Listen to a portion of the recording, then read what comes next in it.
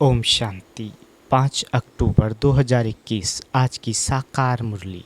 शिव बाबा कहते, मीठे बच्चे, आत्मा और शरीर जो पतित और काले बन गए हैं, बाप की याद से उन्हें पावन बनाओ, क्योंकि अब पावन दुनिया में चलना है। प्रश्न, भगवान किन बच्चों को मिलता है? बाप ने कौन सा हिसाब बतलाया है?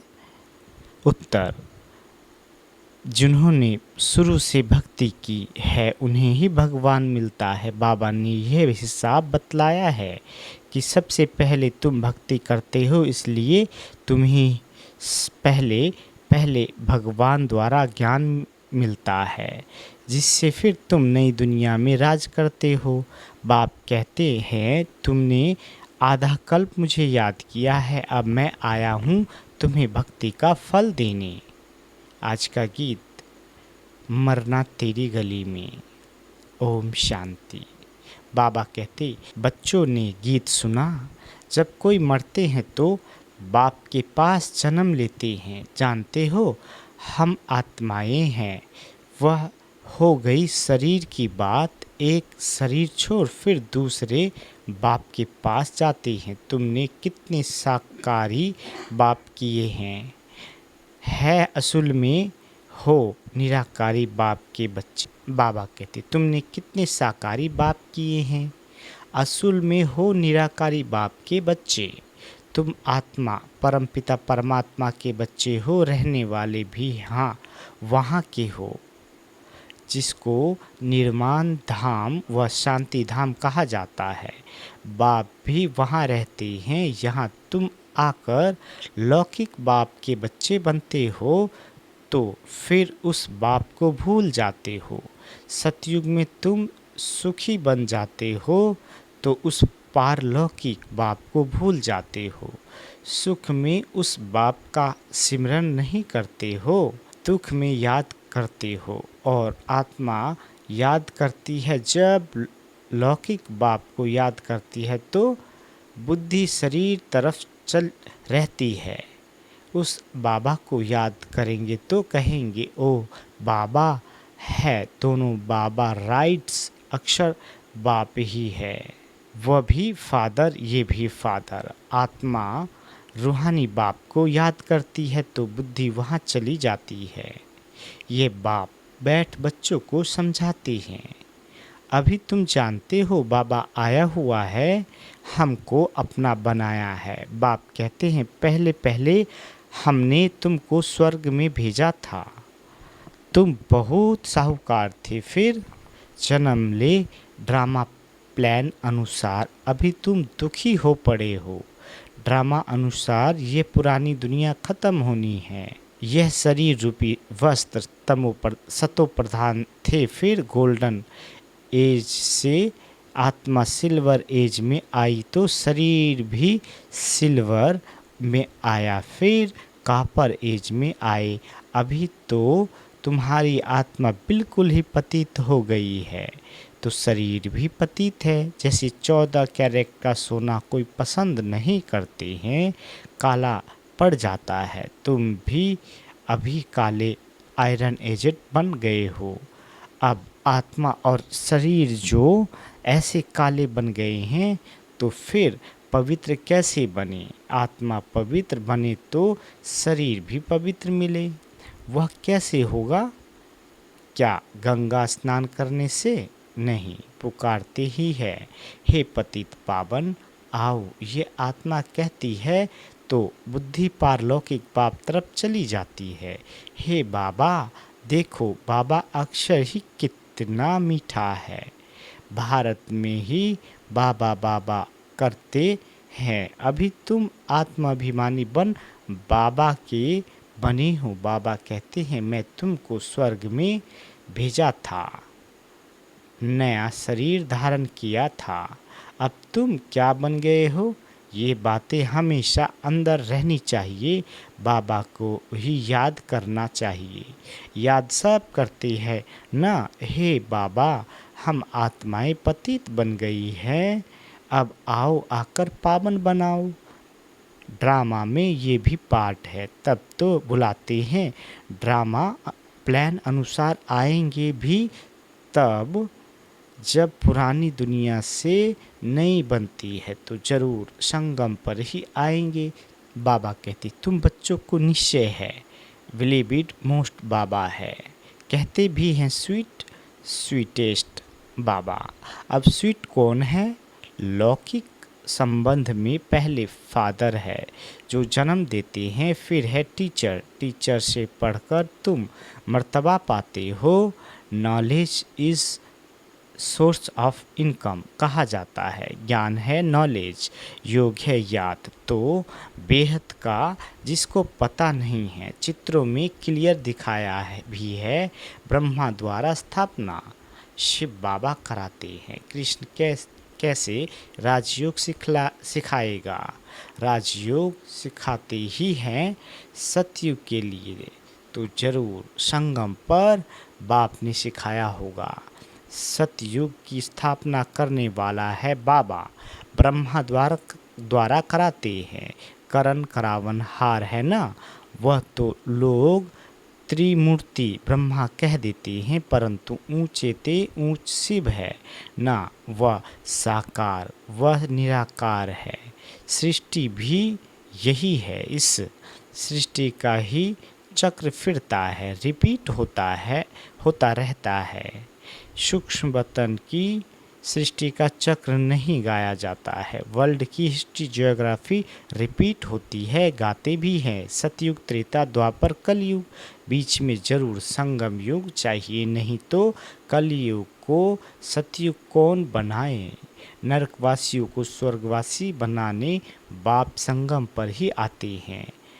जितनी पुरानी दुनिया उतना दुख जास्ती, आत्मा जितना तमो प्रधान बनती जाती है उतना दुखी होती है। देवताएं हैं सतो प्रधान, ये तो highest authority guard of God fatherly government है, साथ में धर्मराज भी है।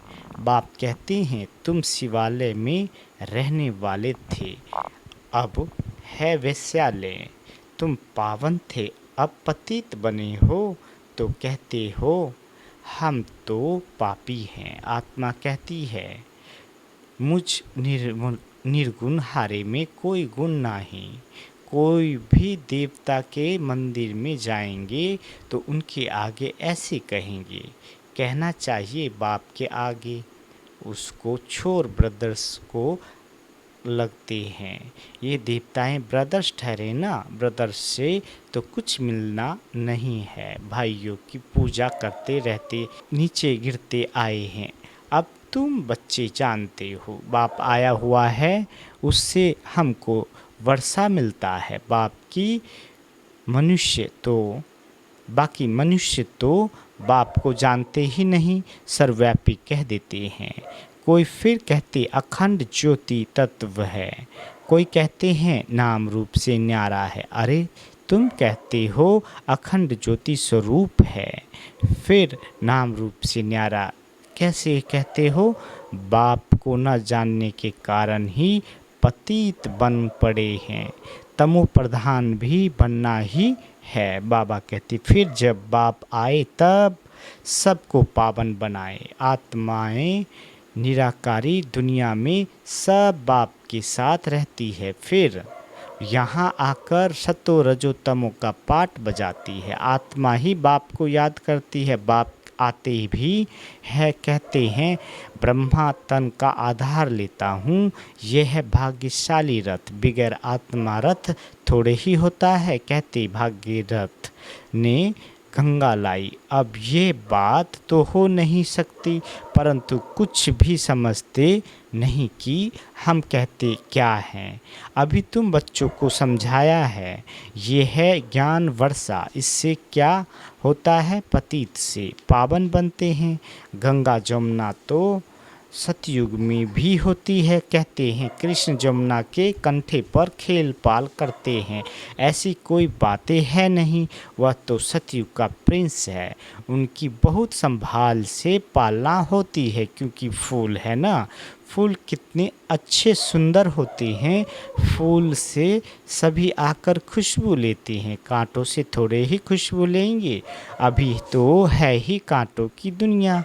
जंगल को बाप आकर गार्डन्स ऑफ फ्लावर्स बनाते हैं, इसलिए उनका नाम बबुलनाथ भी रख दिया है। कांटों से फूल बनाते हैं, इसलिए महिमा गाते हैं कांटों को फूल बनाने वाला बाबा। अब तुम बच्चों का बाप के साथ कितना लव होना चाहिए। अभी तुम जानते हो हम बेहद के बाप के बने हैं। अभी तुम्हारा संबंध उनसे भी है तो लौकिक से भी है। पारलौकिक बाप को याद करने से तुम पावन बनेंगे। आत्मा जानती है वह हमारा लौकिक बाप और ये पारलौकिक बाप है। भक्ति मार्ग में भी आत्मा जानती है वह हमारा लौकिक बाप और यह गॉड फादर अविनाशी बाप को याद करते हैं। वह बाप कब आकर हेवन स्थापन करते हैं ये किसी को पता नहीं है। बाप आते ही हैं पतितों को पावन बनाने, तो जरूर संगम पर आएंगे। शास्त्रों में तो कल्प की आयु लाखों वर्ष लिख कर मनुष्य को बिल्कुल घोर अंधियारे में डाल दिया है। कहते हैं जो बहुत भक्ति करते हैं उन्हें भगवान मिलता है, तो सबसे जास्ती भक्ति करने वाले को ज़रूर पहले मिलना चाहिए। बाप ने हिसाब भी बतलाया है। सबसे पहले भक्ति तुम करते हो, तुमको ही पहले पहले भगवान द्वारा ज्ञान मिलना चाहिए, जो फिर तुम ही नई दुनिया में राज करो। बेहद का बाप तुम बच्चों को ज्ञान दे रहे हैं, इसमें तकलीफ़ की कोई बात नहीं है। बाप कहते हैं तुमने आधा कल्प याद किया है, सुख में तो कोई याद करते ही नहीं। अंत में जब दुखी हो जाते हैं तब हम आकर सुखी बनाते हैं। अभी तुम बहुत बड़े आदमी बनते हो। चीफ मिनिस्टर्स, प्राइम मिनिस्टर आदि के बंगले कितने फर्स्ट क्लास होते हैं। सारा फर्नीचर ऐसा फर्स्ट क्लास होगा। तुम तो कितने बड़े आदमी देवता बनते हो, दैवी गुण वाले देवता, स्वर्ग के मालिक बनते हो। बाबा कहते वहाँ तुम्हारे लिए महल भी हीरो जवाहरातों के होते हैं। वहाँ तुम्हारा फर्नीचर सोने जरी का फर्स्ट क्लास होगा। ये है रुद्र ज्ञान यज्ञ। शिव को रुद्र भी कहते हैं। जब भक्ति पूरी होती है तो भगवान रुद्र यज्ञ रचते हैं। सतयुग में यज्ञ अथवा भक्ति की बात ही नहीं। इस समय ही बाप ये अविनाशी रुद्र ज्ञान यज्ञ रचते हैं, जिसका फिर बाद में गायन चलता है। भक्ति तो सदैव नहीं चलती रहेगी। भक्ति और ज्ञान, भक्ति है रात, ज्ञान है दिन। बाप आकर दिन बनाते हैं, तो बच्चों का भी बाप के साथ कितना लव होना चाहिए। बाप हमको विश्व का मालिक बनाते हैं। मोस्ट बिलीव्ड बाबा है ना, उनसे ज़्यादा प्यारी वस्तु कोई हो नहीं ना सके। आधा कल्प से याद करते आए हैं बाबा, आकर हमारे दुख हरो। अब बाप आए हैं समझाते हैं बच्चे, तुम्हें अपने गृहस्थ व्यवहार में रहना ही है। यहाँ बाबा के पास कहाँ तक बैठेंगे, साथ में तो परम धाम में ही रह सकते, यहाँ तो नहीं रह सकते। यहाँ तो नॉलेज पढ़ने की है। नॉलेज पढ़ने वाले थोड़े होते हैं। लाउड स्पीकर पर कभी पढ़ाई होती है क्या? टीचर सवाल कैसे पूछेंगे? लाउड स्पीकर पर रिस्पॉन्ड कैसे दे सकेंगे? इसलिए थोड़े थोड़े स्टूडेंट को पढ़ाते हैं। नॉलेज तो बहुत होते हैं। फिर सबके इम्तिहान होते हैं, रिजल्ट निकलती है। यहाँ तो एक बाप ही पढ़ाते हैं। ये भी समझाना चाहिए कि दो बाप है, लौकिक और पारलौकिक दुख में सिमरन उस पारलौकिक बाप का करते हैं। अब वह बाप आया हुआ है, महाभारत लड़ाई भी सामने खड़ी है। वह समझते हैं महाभारत लड़ाई में कृष्ण आया, ये तो हो न सके। बाबा कहते बेचारे मुझे हुए हैं, फिर भी कृष्ण कृष्ण करते रहते हैं। अब मोस्ट बिलीविड शिव भी है तो कृष्ण भी है, परंतु वह है निराकार, वह है साकार। निराकार बाप सभी आत्माओं का बाप है दोनों मोस्ट बिलीविड। कृष्ण भी विश्व का मालिक है ना। अभी तुम जज कर सकते हो कि जास्ती प्यारा कौन। शिव बाबा ही ऐसा लायक बनाते हैं ना। कृष्ण क्या करते हैं, बाप ही तो उनको ऐसा बनाते हैं ना। तो गायन भी जास्ती उस बाप का होना चाहिए ना। बाप ने समझाया है तुम सब पार्वतियाँ हो, ये शिव अमरनाथ तुमको कथा सुना रहे हैं। तुम ही सब अर्जुन हो, तुम ही सब द्रौपदियाँ हो। इस विशेष दुनिया को रावण राज कहा जाता है। वह है वाइसलेस वर्ल्ड, विकार की बात नहीं। निराकार बाप विकारी दुनिया रचेंगी क्या। विकार में ही दुख है। सन्यासियों का है ही हठ योग, निवृत्ति मार्ग। कर्म संन्यास तो कभी होता ही नहीं। वह तब हो जब आत्मा शरीर से अलग हो जाए। गर्भ जेल में फिर कर्मों का हिसाब शुरू हो जाता है। बाकी कर्म संन्यास कहना रॉन्ग है। बाबा कहते हठ योग आदि बहुत सीखते हैं, गुफाओं में जाकर बैठते हैं, आग से भी चले जाते हैं। रिद्धि सिद्धि भी बहुत है, जादूगरी से बहुत चीज़ें भी निकालते हैं। भगवान को भी जादूगर, रत्नागर, सौदागर कहते हैं, लेकिन उनसे कोई को गति सद्गति तो नहीं मिल सकती।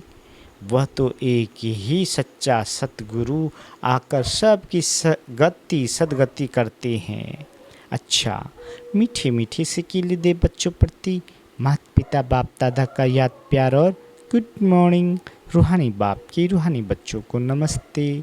हम रूहानी बच्चों की रूहानी माता पिता बाप दादा को याद प्यार, गुड मॉर्निंग और नमस्ते मीठे बाबा, नमस्ते। धारणा के लिए मुख्य सार। पहला, कांटों से फूल बनाने वाले मोस्ट बिलीविड एक बाप है, उसे बहुत लव से याद करना है। खुशबूदार पावन फूल बन सबको सुख देना है। दूसरा, ये नॉलेज पढ़ाई सोर्स ऑफ इनकम है। इससे 21 जन्म के लिए तुम बहुत बड़े आदमी बनते हो, इसलिए इससे अच्छी रीति पढ़ना और पढ़ाना है। आत्माभिमानी बनना है। बाबा वरदान देते, बाप दादा को अपना साथी समझकर डबल फोर्स से कार्य करने वाले सहजयोगी भवा। बाबा कहते कोई भी कार्य करते बाप दादा को अपना साथी बना लो तो डबल फोर्स से कार्य होगा और स्मृति भी बहुत सहज रहेगी, क्योंकि जो सदा साथ रहता है उसकी याद स्वतः बनी रहती है। तो ऐसे साथी रहने से वह बुद्धि द्वारा निरंतर सत का संग करने से सहजयोगी बन जाएंगे और पावरफुल संग होने के कारण हर कर्तव्य में आपका डबल फोर्स रहेगा, जिससे हर कार्य में सफलता की अनुभूति होगी। स्लोगन, महारथी वह है जो कभी माया के प्रभाव में परवश ना हो। अच्छा, ओम शांति।